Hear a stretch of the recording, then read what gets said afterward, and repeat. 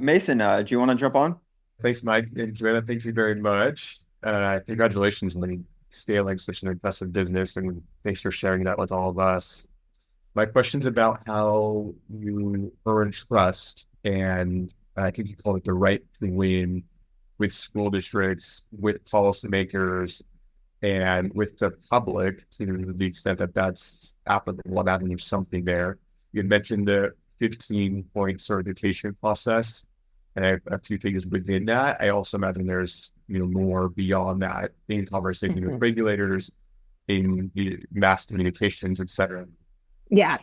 I mean, I think safety is in the DNA of literally everything that we do, right? When we first started, because trust is an outflow of safety, right? And so when we first started this, we designed everything that 15-point certification process, which really hasn't changed. We designed that with what would it take for me to put Jackson or Sam in a HopSkipDrive, right? What would I as a parent want to see?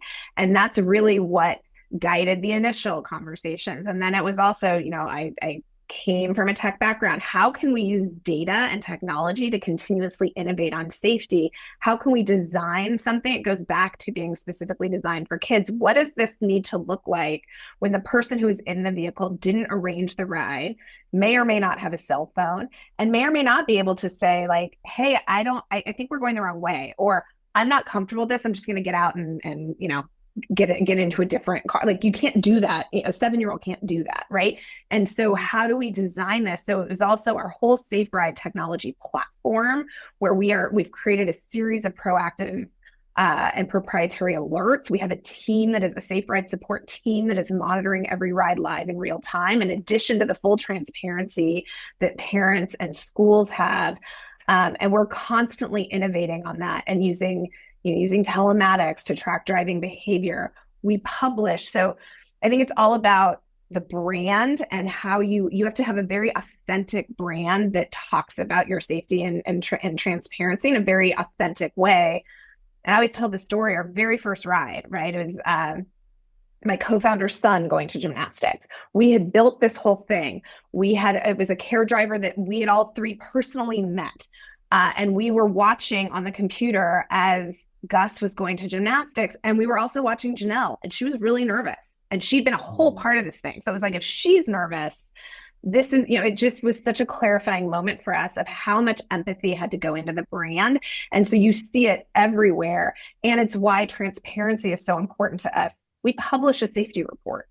No one's making us do that. We don't have to. No one in school transportation actually does that. We do it every single year, because we believe that you can't manage it if you're not measuring it. And we believe that if we're transparent, then hopefully others in the industry will be transparent as well. So far, they haven't been, but we're hoping that will change, because we believe there's a lot of room to improve. And so I think that transparency speaks for itself, as well as the constant innovations. Every year we publish that safety report. It's like, here's the 5 new products and features we're releasing this year that are going to improve on safety. So we view safety as we're never done.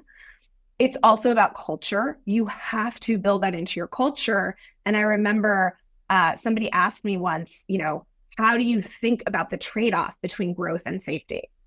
And I said, there's no such thing, because if we're not safe, we don't grow. And so there will never be such a thing at HopSkipDrive as a trade-off between growth versus safety. And so we talk about that here a lot, right? So it's about, you have to build it into the culture. You have to be very authentic about, you can say, oh yeah, we're safe. But if you're not authentic, it's very obvious. And then you have to make sure that you're building behind that to continue to innovate on that.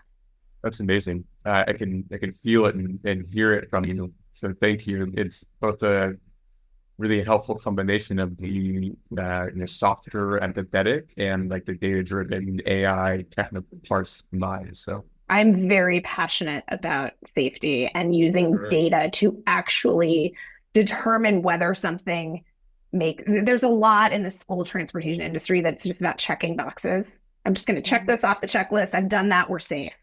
And so I'm very passionate about data when it comes to safety.